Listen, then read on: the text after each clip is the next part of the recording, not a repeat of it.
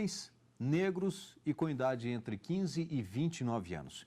Esse é o perfil das vítimas de homicídios no Brasil. De acordo com a análise dos dados reunidos pelo Sistema de Informações sobre Mortalidade do Ministério da Saúde, com base nos mais de 52 mil crimes deste gênero que ocorreram no país em 2011, mais de 18 mil vítimas são homens negros. Aqui no estúdio, eu converso com Viridiano Custódio Brito. Ele é secretário especial da promoção da igualdade racial, e também Marcos Vinícius Figueiredo. Ele é advogado especialista em direito penal. Mas antes de começarmos a nossa conversa, vamos assistir a uma reportagem sobre o assunto. No Brasil, a probabilidade do negro ser vítima de homicídio é maior. As pessoas relatarem que quando criança, pegavam a bucha e tentavam se limpar para ver se a cor saía, de dizer que se olhar no espelho todos os dias e se sentir diferente e lembrar, eu sou negro, porque na sociedade todos os dias nós somos convidados a entender qual é o nosso lugar a partir da nossa cor. Dados do IBGE mostram que em 2010, 6,5% dos negros que foram agredidos foram vítimas de policiais, contra 3,7% de brancos. Neste mesmo ano, 50 mil pessoas foram vítimas de homicídio. 70,6% das vítimas eram negras. Os dados mostram que a cada 3 assassinatos que acontecem no país, 2 são de pessoas negras. Isso quer dizer que nos 226 municípios brasileiros, com mais de 100 mil habitantes, a chance de um jovem negro perder a vida é quase 4 vezes maior que a de um branco. O racismo no Brasil ainda é muito grande, mesmo que digam que não. O preconceito das pessoas perante as diferenças sociais, a cor, a raça é diferente dos outros países. É um tema que a gente sempre ouve e ele não passa despercebido. Basta assistir a um programa de televisão, em especial os programas ou jornalísticos ou aqueles voltados à polícia, ou seja, à violência, e se percebe isso nas próprias imagens ali, esse tipo de acometimento. Doutor Viridiano, que ações, ou aliás, antes das ações, ao que o senhor acredita esse tipo de ação, a esses números, a esses dados que nós acabamos de ver e relatar? Olha, eu acredito que são vários fatores, Eu acho que o primeiro é a questão histórica, O nosso país teve 388 anos de escravidão. Essa escravidão acabou, entre aspas, porque foi assinada a Lei Áurea, e o Estado brasileiro não forneceu nenhum mecanismo para incluir essas pessoas, seja políticas sociais, políticas de saúde, de educação. Para você ter uma ideia, a população negra ela foi ter acesso à educação quase 60 anos depois do fim da escravidão.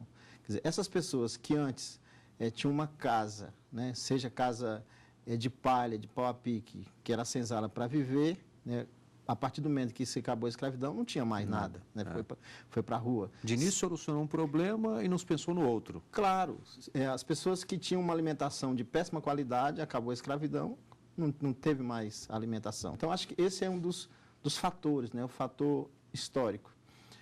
Uma das outras questões que a Gênesis está aí, é que mesmo hoje, 125 anos depois de acabar a escravidão, as pessoas negras ainda estão nos piores locais para morar, os piores índices de escolaridade, os piores empregos, são pessoas que estão, numa certa forma, no estado de vulnerabilidade.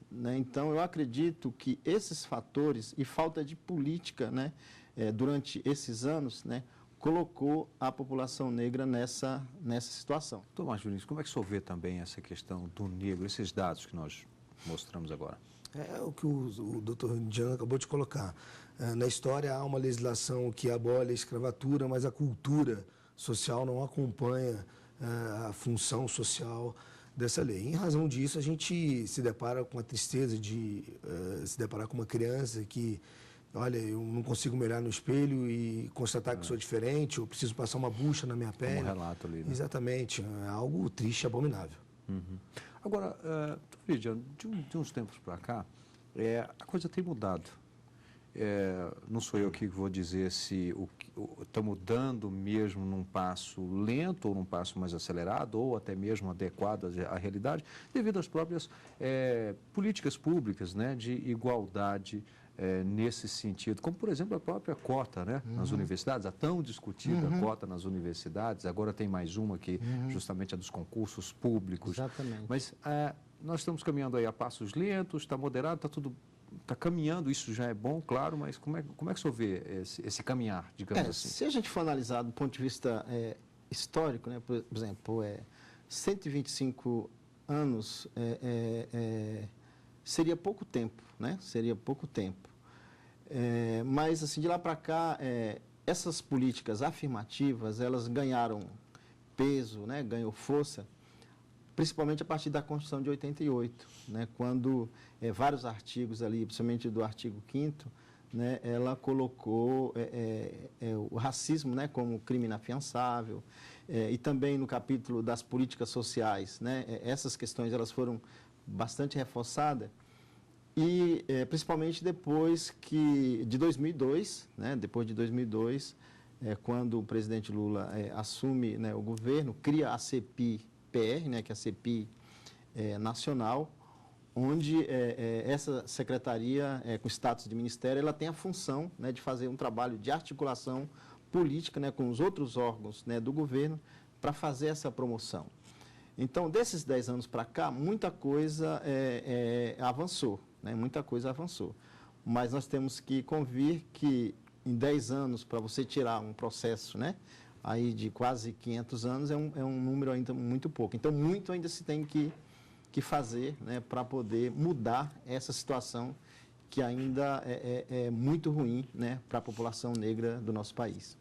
O doutor Marcos Vinícius, como eu disse agora há pouco, é advogado especialista em direito penal, ou seja, lida com essas causas, consequentemente, com pessoas relacionadas diretamente à questão de roubos, está mais realmente efetivo ali visualmente o negro, e aí a polícia realmente vai lá e talvez aborde mais o negro do que o branco, vamos colocar assim? O IPE faz uma constatação bastante odiosa, né? De estabelecer de que a cada 100 mil habitantes, me parece que 36% se vinculariam a vítimas negras e 15% a vítimas brancas. Esse é um dado empírico que tem que ser trabalhado com muito cuidado. Eu não poderia dizer a você que a maioria dos crimes que são cometidos efetivamente por negros, porque eu não tenho essa constatação empírica.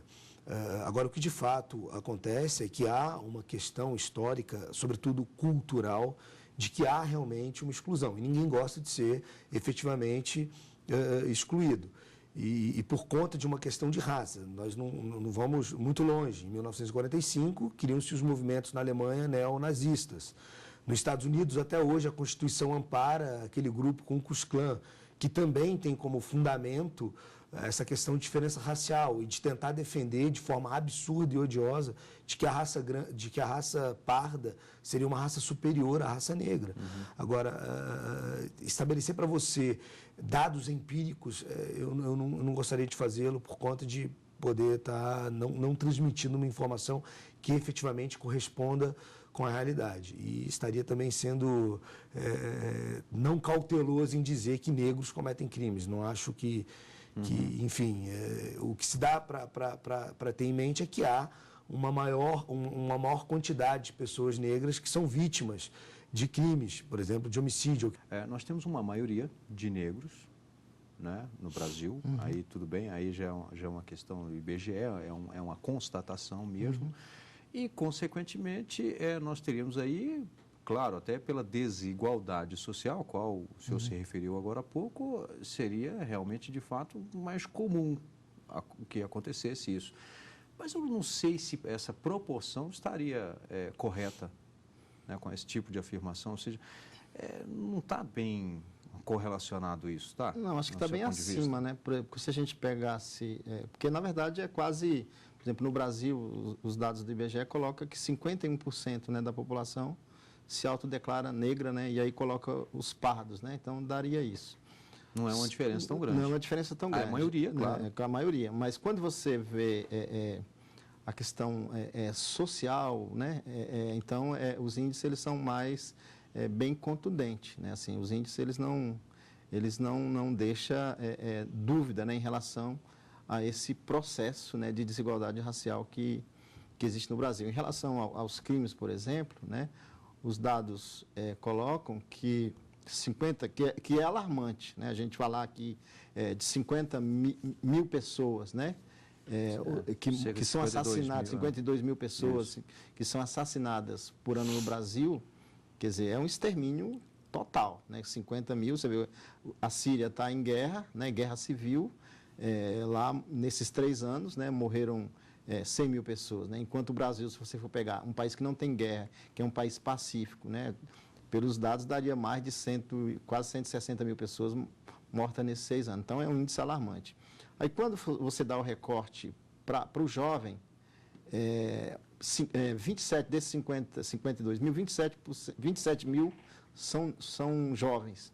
Aí, quando você faz o recorte étnico-racial, desses 27 mil que são assassinados, 70,6 são jovens negros, né? Isso, claro que você não tem uma questão, uma pesquisa empírica, uma literatura e tal, para poder comprovar, o cara morreu, né, porque é negro. Mas nós sabemos também que no Brasil o racismo ele é velado, né? O cara não vai chegar, o policial chegar e matar o cara e dizer, ó, você está sendo assassinado porque você é negro. Ninguém vai dizer isso, né? Você está sofrendo, sendo discriminado na saúde, na educação, né, porque você é negro. Mas os números, né, eles colocam isso, né, claramente, né, que há um percentual de negros, né, que são assassinados no Brasil. Então, isso tem que ter políticas públicas, política de Estado, né, não deve ser política de governo, a política de Estado para poder diminuir isso, né, porque é um genocídio. Você imagina 27, você pega 76%, 20 mil jovens negros sendo assassinados por ano. Bem, nós vamos fazer agora um rápido intervalo e em seguida estaremos de volta com o programa Fórum. Até já.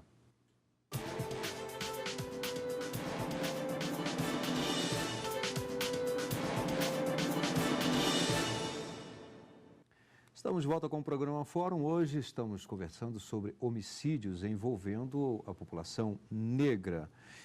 Veridiano, quando você falava no finalzinho do bloco anterior, eu me recordei aqui de uma música do Racionais MCs que trata justamente, ele se referindo a um policial negro, falando, né, ele faz uma representação de um policial negro falando com um negro preso. E ele fala, fica aí quietinho, negrinho, se põe no seu lugar. A polícia também está preparada para agir nessas questões ou ainda não está? Precisa também? Porque parece que há uma incorporação dessa questão de que o negro, mesmo a pessoa sendo negra, que a música eu acho que retrata isso muito bem, né? Mesmo sendo negro, ainda querendo que o outro se coloque no lugar como se ele fosse um negro e tivesse que ser negro assumido, mas se colocando no lugar de apenas negro, não de um cidadão comum, um ser humano. Claro, isso é reflexo da sociedade, né? A nossa sociedade, né, é uma sociedade que foi construída, né, mesmo, para você ter uma ideia, mesmo depois da proclamação da República, né, e mesmo a Constituição de 1891, ela exclui, né, tanto o voto do negro, né, como, porque o negro, você vê como a gente coloca a questão que não é explícita, não coloca lá, não pode votar analfabeto, mulheres. Quer dizer, nós tínhamos o quê? 3 anos que tinha acabado a escravidão. Então, a maioria dos negros, eles eram analfabetos, eles não podiam participar, né, da sociedade. Então, isso foi construído ideologicamente na sociedade. E o Estado brasileiro, ele reproduz isso. Então, o policial, ele faz parte de uma instituição de Estado, né, que, de uma certa forma, tem essa reprodução. Vamos discutir, por exemplo, a questão dos meios de comunicação, né? Como que é colocada a figura do negro, né, nas telenovelas, né, nos telejornais, nos programas, nos filmes. Eu tive um acesso a uma pesquisa da professora Regina, da UNB, que ela coloca assim, fez uma pesquisa, ela pegou uma pesquisa de pós-graduação, onde ela colocou os alunos para fazer um recorte, né, dos jornais e da literatura, né, durante um período de 10 anos. Né? Assim, você não tem... as notícias que aparecem sobre o negro sempre é negativa, a questão da escritores negros são poucos, personagens negros quase não existe, e quando tem um personagem negro, o negro sempre está naquela condição subalterna, de motorista, de empregada, né?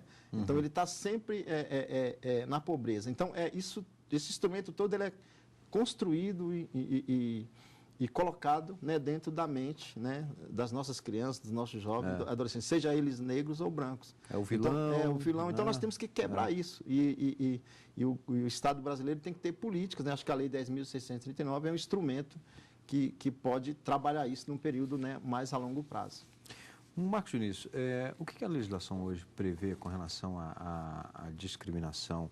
Vamos considerar aqui aquela discriminação explícita mesmo, na rua. O que a legislação prevê num caso como esse? O Código Penal ele já delimitava a injúria real, que é a injúria com violência. Ela não precisa ser uma violência física, ela pode ser uma violência moral, como aconteceu nesse fatídico caso dessa panificadora aqui em Brasília. A Constituição Federal já estabelece a impossibilidade de se aplicar fiança a crimes de racismo, e tem uma lei específica hoje que também estabelece uma pena maior quando há diretamente o crime de racismo. Então, há uma lei hoje que estabelece como conduta criminosa a prática de um crime de racismo, que é diferente de uma injúria racial. A injúria racial ela é um pouco distinta, ela é um crime de menor gravidade em relação a esse crime de maior gravidade, que é racismo. Mas, para que se cometa esse crime, é preciso que se alcance um conjunto de pessoas. Naquele caso da panificadora especificamente, mais evidente, né? Houve uma injúria real, porque a gente está direto, uma pessoa contra aquela cidadã, que era uma caixa, então não se destinava aquela agressão a um conjunto de pessoas. Tá? Então é diferente por exemplo, ser proprietário de uma boate, dizer, nessa boate aqui não vai entrar esse conjunto de pessoas por uma questão de condição de raça, cor ou qualquer outro tipo de circunstância. Mas o que o secretário colocou é muito importante, porque a gente volta a repetir, não é possível que haja uma lei, e essa lei é criada em 1888, para abolir a escravatura, e uma Constituição Federal de 3 anos depois, uma Constituição da República, 3 anos após, diz, olha, o negro não pode votar. Como é que se abole a escravidão, mas se impede que o cidadão possa exercer o direito de sufrágio? Então, são situações incongruentes que não podem permanecer no Estado Democrático de Direito, que garante a todos um tratamento igual. Os processos normalmente envolvendo essas ações de discriminação racial tramitam normalmente ou elas têm um tratamento diferenciado no que tange talvez até a facilidade de acesso e até mesmo com relação ao prazo? O decurso do prazo, no caso. O Poder Judiciário do Distrito Federal, e eu posso falar com tranquilidade, conhecimento, porque sou um advogado que milito na esfera, constantemente na esfera do Poder Judiciário do Distrito Federal, e não há nenhum tipo de discriminação, não há uma diferenciação. Os processos tramitam de acordo com os termos da lei, de acordo com as suas complexidades, mas não há, pelo menos nunca pude constatar nenhuma diferenciação por conta de ser um réu de uma cor ou não, ou um advogado, nunca me deparei com uma situação dessa natureza. E também tenho conhecimento de causa no Conselho ao Poder Judiciário do Estado de Goiás, que a gente também milita, e também não pude constatar nenhum tipo de diferenciação. Aliás, seria abominável que o Poder Judiciário estabelecesse essa diferenciação nas tramitações do processo, seja na parte como autor, ou na parte como ré, ou por se tratar de criminoso de uma condição social distinta da outra. Doutor Veridiano, quais são as ações hoje, as políticas afirmativas que nós temos? Eu acho que essa é a mais clara, todo mundo conhece, todo mundo ouviu falar, até pela própria polêmica, como eu disse agora há pouco, das cotas nas universidades. Tem a questão das cotas, né, que já está comprovado do ponto de vista da prática, né, da aplicação dela, que é extremamente importante, né? Ela incluiu, porque se a gente pegar as universidades brasileiras, principalmente aqui a UNB do Distrito Federal, e outras, a da Bahia, né? e Campo Grande, Rio de Janeiro, né? E outras, coloca que há um aumento significativo, né, da população negra na faculdade, né? A gente tinha uma média de 1%, né, há 10 anos, quer dizer, um número insignificante, isso incluindo, né, pessoas de países africanos, né, que em convênio vêm estudar aqui no Brasil, então isso aumentou. E aquela questão que eles colocavam, não, mas que a faculdade vai ter uma queda, né? Esses alunos eles não vão ficar, né? Já tem estudos que comprovam que os alunos cotistas, eles permanecem mais na faculdade, não há uma evasão, e as suas notas são iguais ou superiores aos não cotistas, né? E há várias políticas também de legalização de comunidades quilombolas, né? Política de combate à intolerância religiosa, né? Das religiões de matriz africana. Então, tem o plano agora, que também foi lançado pelo governo federal, onde exige adesão, né, dos governos estaduais, que é o plano Juventude Viva, né, que é para combater esse genocídio contra os jovens, onde ele tem um programa que ele articula, né, todo o governo federal e o governo estadual, o governo municipal, para poder adotar políticas tanto no campo de transformação do território, né, porque nós sabemos que, às vezes, o território, né, ele tem uma influência, onde se construa equipamentos comunitários e sociais, como Vila Olímpicas, centros de juventudes, né, capacitação desses jovens.